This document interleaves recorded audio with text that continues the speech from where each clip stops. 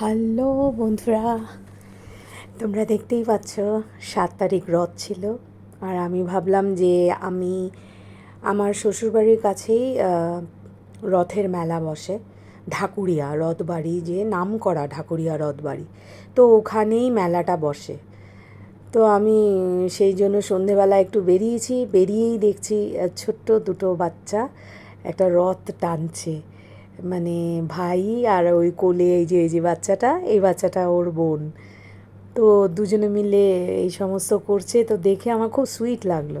আমি ওই জন্য, আর সত্যি বলতে কি এখন তো, আগে রথ মানে বিকেল থেকে বাচ্চারা কত রথ টানতো, কত দেখা যেত এরম। তো এখন এই ব্যাপারটা একটু কমও হয়ে গেছে, কিছু কিছু বাচ্চা টানছে, যেমন আমার চোখে সেইভাবে খুব পড়েনি। এই দেখলাম যে একটুখানি রথ নিয়ে টানছে বাচ্চা, সুইট।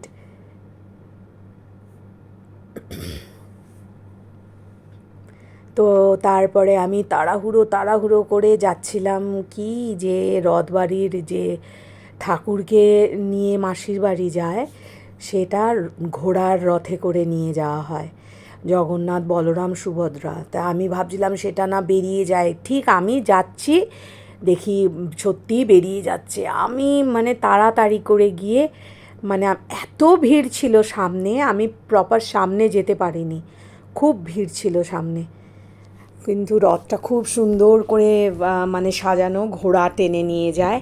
আর ওখানে আশীর্বাদ করেন এই যে এইটা দিয়ে, সব মানে যারা যায় সামনে।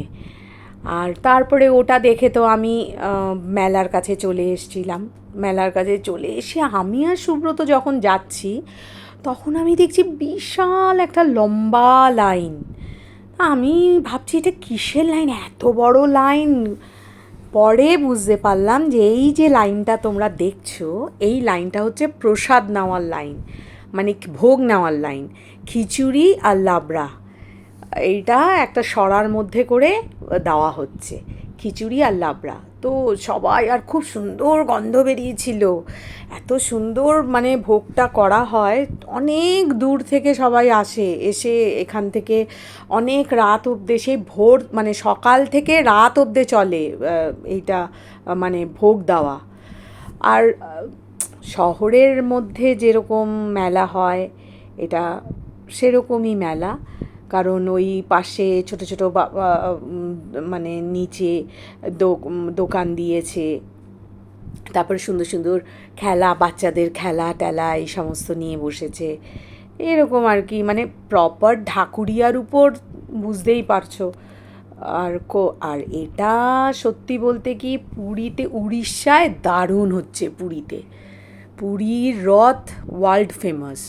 তো সেই জন্য ওই এই রথের দিন পুরী একদম মানে দারুণ। সবাই অনেক দূর দূর থেকে সবাই আসে পুরীর রথ দেখার জন্য, টানার জন্য, জগন্নাথ দেবকে প্রণামের জন্য। তো সেটাই, ওখানে এটার জন্য ফেমাস। তো এই কলকাতাতেও হয় না তা না, কলকাতাতেও নানান জায়গায় মেলা বসে, যেমন এই ঢাকুরিয়া ছোট করে বসেছে, রাসবিহারীতে বসে, তারপরে মৌলালিতে বসে, অনেক জায়গায় আছে যেখানে আরও মানে বেশ মেলা বসে। তারপরে কসবায় রথতলা বলে একটা জায়গা আছে, সেখানে বসে। তো ছোটো ছোটো করে এরকম রথে মেলা বসে। তো এই ব্যাপারটা আমার বেশ ভাল লাগে, বেশ মেলায় বসে টসে। এইখানে যেমন কোনো রাইডস বসেনি, যেমন নাগরদোলনা, তারপরে আরও সমস্ত বাচ্চারা যে চড়ে ওইগুলো, এখানে তো যেহেতু রাস্তার ওপর, রাস্তার দুপাশে নিয়ে বসেছে, ওরকমভাবেও বসতে পারেনি। এই যে রথে জগন্নাথ দেব, বলরাম সুভদ্রা, সব খুব সুন্দর। আমি প্রণাম করলাম, সবাইকে প্রসাদ দিচ্ছে, এই প্রসাদটা আমি পেয়েছি, মানে ফুল আর প্রসাদ দিচ্ছে, এই প্রসাদ আমি পেয়েছি। আর ওই সত্যি বলতে কি, ভোগে আমি লাইন দিইনি, কারণ এত ভিড় ওখানে, ইম্পসিবল। আমি, সুব্রতও পারবে না, আমিও পারিনি, তো ওটা একটু চাপ ছিল। কিন্তু এইখানে এই প্রসাদ নিয়েছি ভগবানের, জগন্নাথ দেবের, এই প্রসাদটা পেয়েছে। আর সবাই খুব ভালো, মানে এই যে রথবাড়ি হচ্ছে বন্ধুরা, এই যে রথবাড়ি, এইটা সবাই বলে রথবাড়ি, কারণ এখানে রোজ দিন জগন্নাথের পুজো হয়। আর রোজ রোজ দিন সন্ধেবেলা বড় মানে গান গেয়ে আরতি হয়। তো কাজেই এই ঢাকুরিয়ার এই রথবাড়ি আর ঢাকুরিয়ার এই মেলাটা বহু পুরনো, মানে খুব ফেমাস আর খুব পুরনো। সবাই যথারীতি ফোন ছবি টবি তুলছে।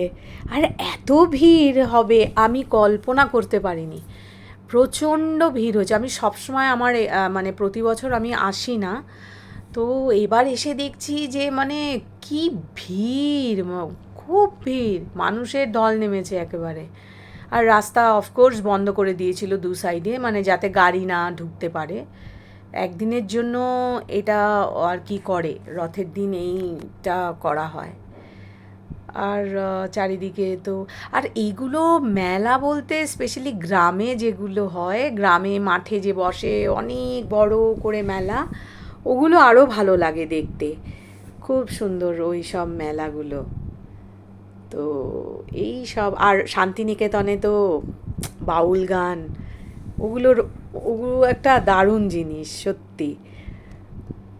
তো এইখানে এরম ছোট বেশ একটা মেলা বসেছে, ভালো বেশ, যে ছোটো ছোটো দোকান টোকান বসেছে। আর মেলার যেটা মেন জিনিস কী বলো তো তোমরা, সেটা হচ্ছে বিশেষ করে রথের মেলায় কিন্তু জিলিপি আর পাঁপড় ভাজা, এটা কিন্তু থাকবেই, এটা খেতে হয়। জিলিপি আর পাঁপড় ভাজা এটা মানে মানে খায় মেলা থেকে, রথের মেলা জিলিপি পাঁপড় ভাজা হবে না, এরম আর কি ব্যাপার। তো আমি দেখতে দেখতেই দেখলাম যে হ্যাঁ জিলিপি, গরম গরম জিলিপি ভাজছে। তো আমি গেলাম, গিয়ে মানে জিলিপির ওখানেও এত লাইন, তোমাদেরকে কি বলবো আমি, সিরিয়াসলি কি লাইন, জিলিপি নিতে গেলেও সে লাইন দিয়ে নিতে হচ্ছে। তো তখন আমি ভাবলাম বাবা জিলিপি খাওয়ার থেকে আমি বন্ধুদেরকে দেখাই, পরে যখন ফাঁকা হবে তখন নেব। সুব্রতকে বললাম প্লিজ তুমি একটু ট্রাই করো, যখন ফাঁকা হবে তখন লাইনে দাঁড়াও, যখন লাইনটা একটু কমে যাবে। তো বলে ঠিক আছে দেখছি। তো এই আর কি, পরে অনেক যখন একটু পরে ফাঁকা হয়েছে তখন আমরা নিয়েছিলাম গরম গরম জিলিপি আর পাঁপড় ভাজা, রথের মেলা।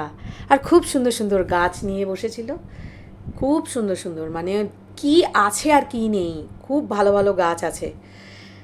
মেলায় তো এই সমস্ত থাকবেই, আর যথারীতি সবাই কিনছে।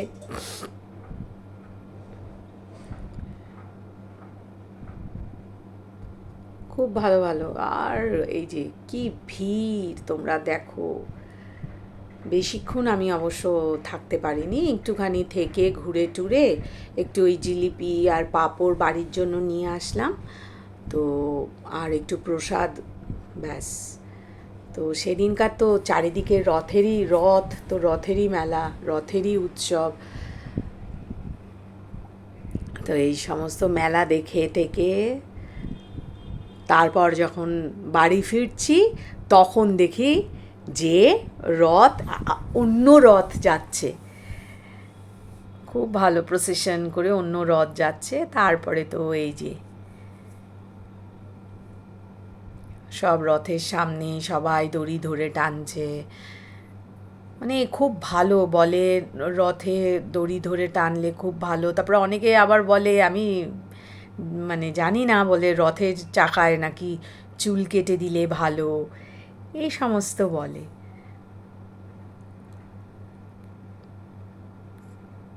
এই সব ব্যাপার দেখো কি সুন্দর, খুব ভালো, দিনটাও শুভ, ভালো।